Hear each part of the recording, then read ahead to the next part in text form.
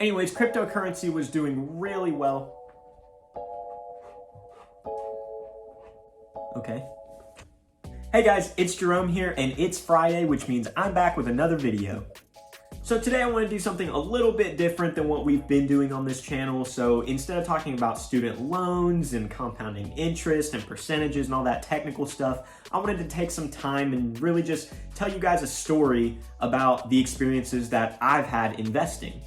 And hopefully that way you guys won't fall asleep while watching this one. The interest you earn on your money then accumulates its own interest. So for today's trading story, I want to tell you guys about a time that I tried to invest in cryptocurrency and how I ended up losing $10,000. Yeah. So this was about 3 years ago almost now, end of 2017, beginning of 2018, somewhere in there. And if you guys remember back then, Bitcoin was going off the charts. It was getting up to like $20,000 for one token. Clearly talking about this is going to bring up some bad memories because Bitcoin, that was another one I missed out on. Anyways, around that time, anything cryptocurrency related was just going up, and it really didn't seem like it was going to stop. Around this time was also the time that I first started investing in stocks for myself. I invested in like Apple, Microsoft, Tesla, a bunch of really safe long-term stocks, but I was still getting my hands wet and still really just trying to learn how to do it. Since I was trying to diversify my portfolio a little bit, I was just now starting to research cryptocurrency and trying to figure out really what it was and how I could make money on it. I really didn't want to buy Bitcoin specifically because I thought it had already gotten too big and that I had missed whatever possible gains that I could make on that. So I wanted to research some smaller tokens and try to get in on one of those. A friend of mine had told me about this new token coming out called Robinhood. And basically what they were trying to do was build a trading platform specifically for cryptocurrency.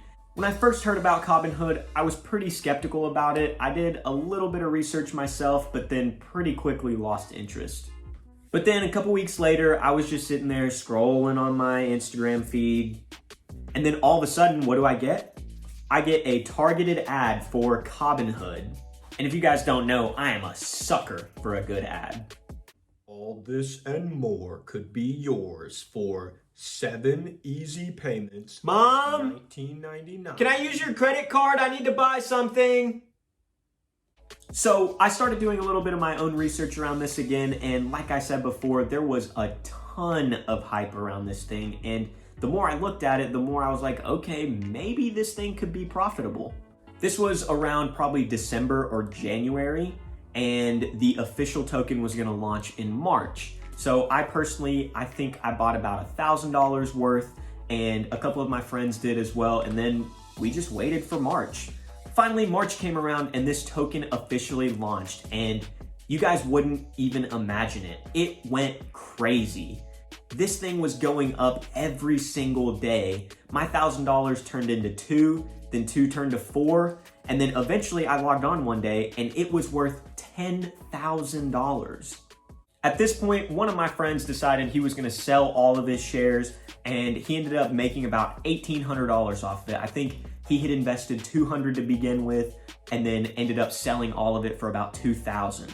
But at the same time, my roommate and I, we were like, oh, you're crazy. Why would you sell that? We're gonna be millionaires if we just hold on to it. But that was where we messed up because we got greedy. The following week, we saw it dip just a little bit. And then the week after that, a little more. And then the week after that, a little bit more. Eventually, Robinhood came out with a statement that said you could no longer sell Robinhood for US dollars. You had to first convert it into Bitcoin and then sell your Bitcoin for US dollars. At the time, I didn't think that that was really a big deal, but looking back on it, I understand that what that really meant was all that hype that had built up around it wasn't there anymore. And people weren't confident in what this Robinhood token was. To be honest with you, I still can't really tell you what it was. All I know is they were making an exchange to sell cryptocurrency, but I don't really know how the token itself plays a role in that. So I don't even know what I invested in. And just like that, I saw my $10,000 turn back into 4,000, and then 4,000 to 2, and then I saw that 2,000 turn back to 1. But I still didn't sell because I had just that little bit of hope that it was gonna go back up and that we were just in a little rut. And then finally, I saw that 1,000 turn into $100. And at that point, I knew I'd missed my opportunity, but I didn't want to deal with the hassle of turning it into Bitcoin just to withdraw $100 and all the transaction fees and stuff. So I just left it in there and said, okay, well, maybe in 3 or 4 years, it'll go back up and then I'll sell it then.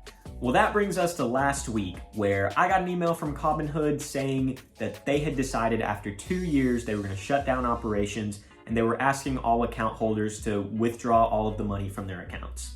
Of course, I wanted to see what the account value was today, especially considering that at one point in time it was worth over $10,000.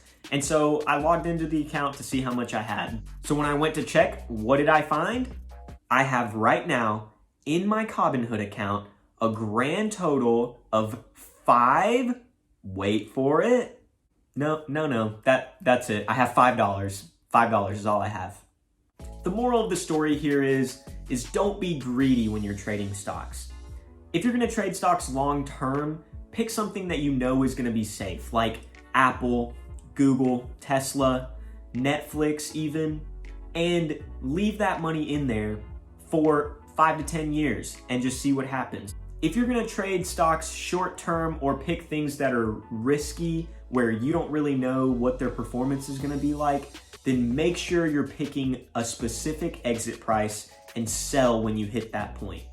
What I mean by this is if you wanna make 10% on a stock, make your 10% and then sell it and then move on to the next one and don't look back.